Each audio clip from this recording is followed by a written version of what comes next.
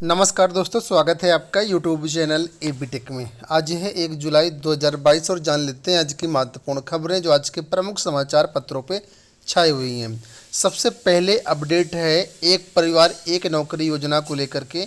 आप लोग जानते होंगे चुनाव से पहले सरकार द्वारा ये वादा किया गया था, उसी कड़ी में यहाँ पर देखिए एक बड़ी अपडेट है कि हर परिवार में देगी नौकरी योगी। मुख्यमंत्री योगी आदित्यनाथ ने कहा है कि राज्य सरकार परिवार कार्ड जारी करने जा रही है। उन्होंने कहा कि शीघ्र ही ऐसे परिवारों की मैपिंग कराई जा रही है जिनके किसी न किसी सदस्य ने कभी सरकारी नौकरी नहीं प्राप्त की, और प्रदेश सरकार का ऐसा प्रयास रहेगा कि ऐसे परिवारों के सदस्य को एक नौकरी या स्वरोजगार से जोड़ा जाए। मुख्यमंत्री ने ये बातें गुरुवार को लोक भवन में आयोजित समारोह में बृहद ऋण मेले का शुभारंभ करने के बाद कही। इस मौके पर उन्होंने नव हस्तशिल्पियों, कारीगरों और उद्यमियों को दिए गए ऋण का प्रतीकात्मक चेक सौंपा। सीएम ने सभी 75 जिलों में आयोजित बृहद ऋण मेले के इस कार्यक्रम के तहत प्रधानमंत्री रोजगार सृजन कार्यक्रम, प्रधानमंत्री मुद्रा योजना, प्रधानमंत्री युवा स्वरोजगार योजना, एक जनपद एक उत्पाद वित्त पोषण योजना आदि की 1,90,000 लाभार्थियों को जो है करीब 16,000 करोड़ रुपए का ऋण बांटा है।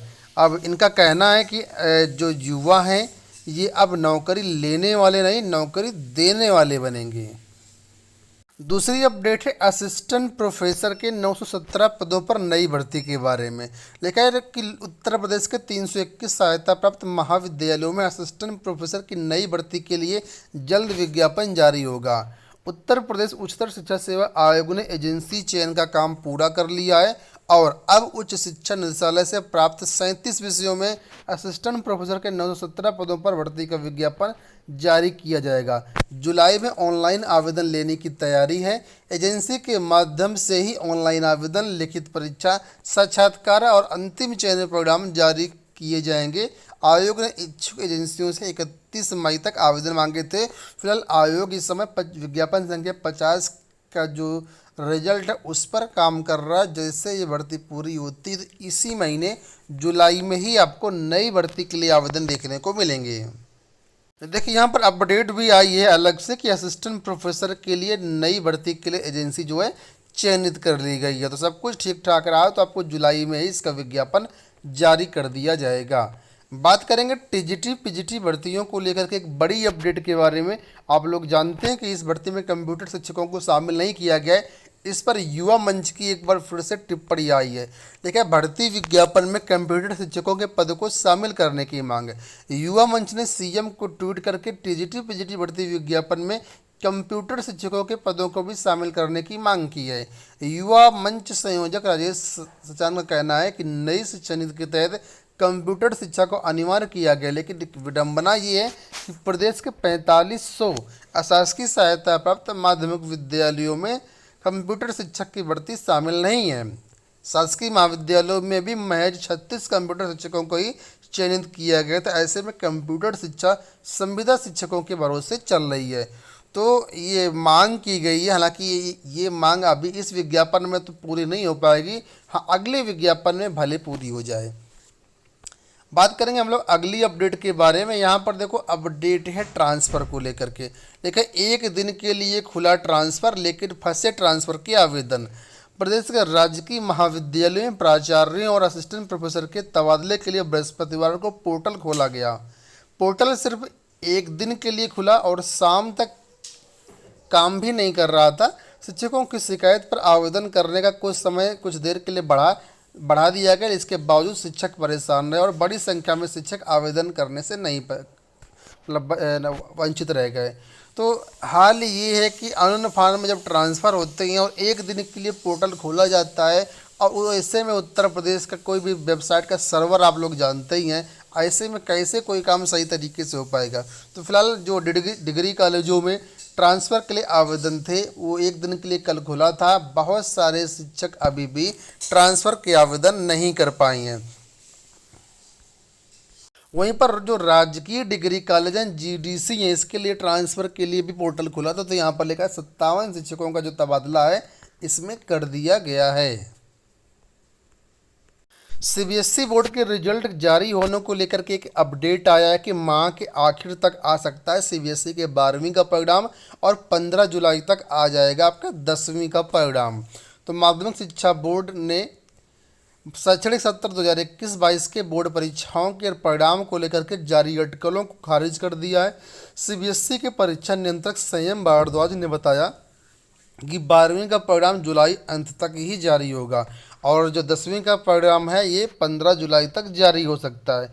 इनका कहना है कि 12वीं की आईटी और कंप्यूटर की कापियों की जांच चल रही है। इसके बाद कापियां सीबीएसई में जमा की जाएंगी। इन कार्यों में लगभग एक सप्ताह का समय लगेगा। इसके बाद कापियों की रीचेकिंग की जाएगी और 10वीं के छात्रों के सभी विषयों की कापियों की चेकिंग पूरी हो गई है। उसका परिणाम 15 जुलाई के आसपास जारी किया जा सकता है। जो भी अभ्यर्थी इंतजार कर रहे हैं वो देख लें कि 15 जुलाई तक आपका हाई स्कूल और जुलाई के अंत तक इंटर का परिणाम जारी होगा। महंगाई भत्ते को लेकर के अपडेट है कि महंगाई भत्ते में 4% तक बढ़ोतरी संभावित है। उपभोक्ता मूल्य सूचकांक के आंकड़ों को देखते हुए महंगाई भत्ते में 4% बढ़ोतरी तय मानी जा रही है। इसका लाभ जुलाई के वेतन से केंद्रीय एवं राज्य कर्मचारियों तथा पेंशनर्स को मिलेगा। आईटीआई लखनऊ में कल रोजगार मेले का आयोजन किया गया। 27,000 पदों पर यहां पर भर्तियां की जानी थी, लेकिन मात्र 3,860 अभ्यर्थियों का ही चयन किया गया। तो यहाँ पर देखिए लिखा है कि अलीगंज के आईटीआई में लगे रोजगार मेले में प्लेसमेंट कंपनियों ने साक्षात्कार के बाद 3,860 छात्र छात्राओं का चयन किया। कुछ छात्रों को मौके पर नियुक्ति पत्र दे दिए गए। मेले में यूपी समेत कई प्रदेशों की 128 कंपनियों के स्टॉलों पर 6,295 अभ्यर्थियों ने भाग लिया था। 10 से 25,000 रुपये का पैकेज दिया गया। चयनित अभ्यर्थियों के चेहरे से खुशी जो है झलक रही थी।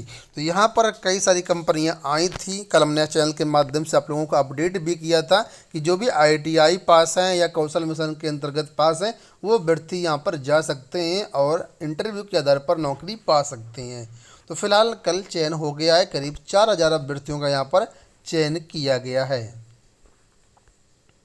इलाहाबाद विश्वविद्यालय समेत कई सारी अपडेट है। जैसे कि पहली अपडेट है कि पीजी समेत अन्य कोर्स में दाखिले को अब 5 तक करिए आवेदन।